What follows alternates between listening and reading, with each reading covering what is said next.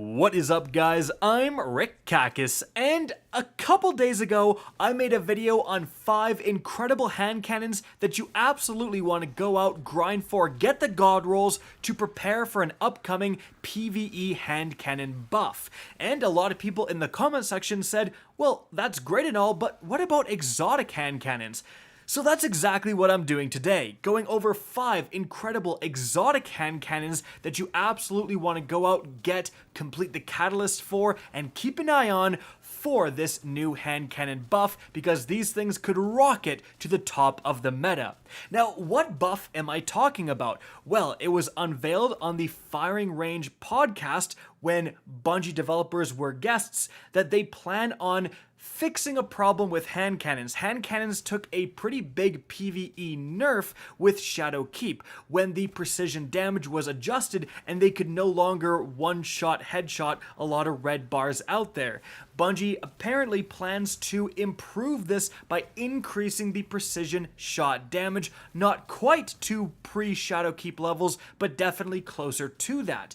So again, this is a great time kind of mid-season to go out and get this stuff, so when this buff does arrive, likely with the start of a new season, you're off running with the top of the meta. You're not grinding for old hand cannons, right? So, before we get started here, I do want to mention, speaking of podcasts, tonight at 9 p.m. Eastern, myself, True Vanguard, and MTash host the Real Gamer Hour podcast, where we talk about the craziest things to happen within the last week of gaming. It's a ton of fun. You guys should absolutely stop by and check it out.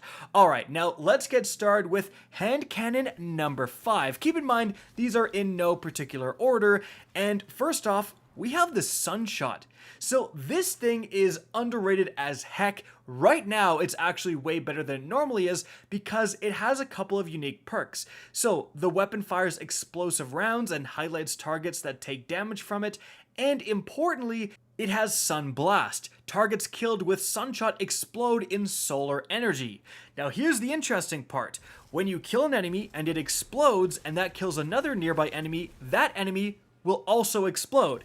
And then kill another nearby enemy, and that enemy might also explode. So you can chain groups of ads like no other with the Sunshot. It's one of the best ad clearing weapons in the game. Right now, actually, the energy accelerant mod from your seasonal artifact works with the Sunshot explosions, doubling their damage. So this thing is absolutely cracked right now. If you haven't tried the combo of Sunshot plus energy accelerant, definitely do that before the season ends. But again, this weapon is poised to really increase in value if it's able to do more damage. It actually became more unique somewhat recently because it's the only 150 rounds per minute hand cannon left in the game. All of the other ones became 140s, so this is shooting faster than something like the Fatebringer or the Palindrome, and that can definitely matter. But it is time to move on to pick number 4, and this is my wildcard pick. It's the Arias Vow. Now, this is actually a hand cannon that's a special weapon, so it's going to do so much more damage than your average primary hand cannon. It has a couple of unique perks. Firstly, it actually gains a barrier piercing rounds automatically, so you can go through barrier champion shields, and I've used this thing in quite a few Grandmasters. It's pretty good for that kind of stuff. And it also has Death at First Glance to give it a damage bonus for the opening shot of an attack, and its catalyst actually provides auto-loading holster, which is really good as well. The reason I have this weapon on the list is because if Bungie does just buff hand cannons in general, sometimes we do see exotics buffed differently, and sometimes we see them buffed not at all. But as of late, when Bungie increases the damage of a weapon type, the exotics go up in damage as well. And so if that does happen in this scenario, because the Arias Vow is a special and is capable of dealing so much more damage than usual, if this thing gets like a 10% damage buff, it matters way more than if the Sunshot gets a 10% damage buff, right? And so this is already a pretty viable weapon for high level content, especially because of the anti-champion properties built in, and suddenly if you give it a damage increase, that is really going to matter. Because with the Arias Vow, we're not just talking about being able to one-shot kill red bars, we're talking about actual boss DPS being increased. But moving on from there, at number 3, we have the Thorn. Now, this is actually not on the list just because of itself. I'll explain what I mean in a second. It has a couple of unique traits. Firstly, it has Mark of the Devourer. Rounds pierce targets and deal damage over time. Kills with this weapon leave behind remnants. And then, if you pick up those remnants, you strengthen Mark of the Devourer and you partially refill the magazine. This is actually not a bad weapon by itself. But there's a very interesting combo that makes the Thorn actually cracked in PvE, and that is using it with the Warlock exotic gauntlets, the Necrotic Grips, which I got an absolutely goated roll for last night in Iron Banner, as you can see. But the exotic trait is Grasp of the Devourer. Damaging combatants envenoms them with poison that deals increasing damage over time, and defeating a poison combatant spreads the condition to nearby targets. So this in a vacuum works with melee attacks, right? But with the Thorn, it actually counts the poison that you inflict from the Thorn, the damage over time that you inflict from the Thorn, as the same damage over time for the Necrotic Grip. So what happens is what you see in the background gameplay. I kill one enemy with the Thorn, and then they explode because of the Necrotic Grip, and they spread that poison to nearby enemies, which also explode and can spread it to other nearby enemies. So it's very similar to the Sunshot in that regard. However, unlike the Sunshot, it isn't just one, explosion. It is that continuous damage over time. So the total damage dealt to these enemies is significantly more than a Sunshot explosion. And again, you can see in the background gameplay, one kill can wipe out an entire room of ads. And so this is on the list because if the Thorn is suddenly doing more precision damage, if it's able to get kills on red bars easier, then this combo becomes better as well. It becomes more consistent as well. So it's not just the Thorn that's getting better, it's this kind of poison build that's rising in value as well. So absolutely, the Thorn is something to watch. Moving on from there, however, at number 2, we have the Malfeasance. Now, this hand cannon is actually cracked. I think this is one of the most underrated exotic weapons in the entire game right now. It's already a good gun. So this benefited greatly when the precision frame archetypes had increased magazine sizes due to a buff. This has natively an insane 20-round magazine.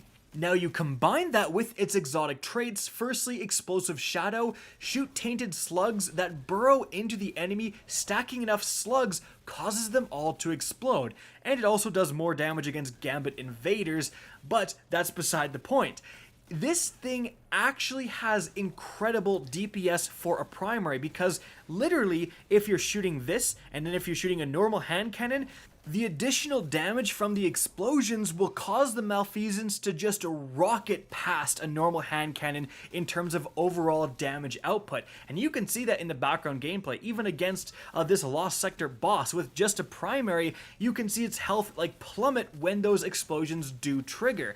And because of the massive 20-round magazine, you're able to trigger so many of those explosions with just one magazine before you even need to reload. In fact, all the Malfeasance really needs is a slight increase to precision damage so it can more reliably take down red bars. If it goes from a 3-shot kill to a 2-shot kill, that matters quite a bit. Not to mention, this weapon has nearly maxed out stability. It is one of the easiest to use hand cannons in the entire game. It's a joy to shoot.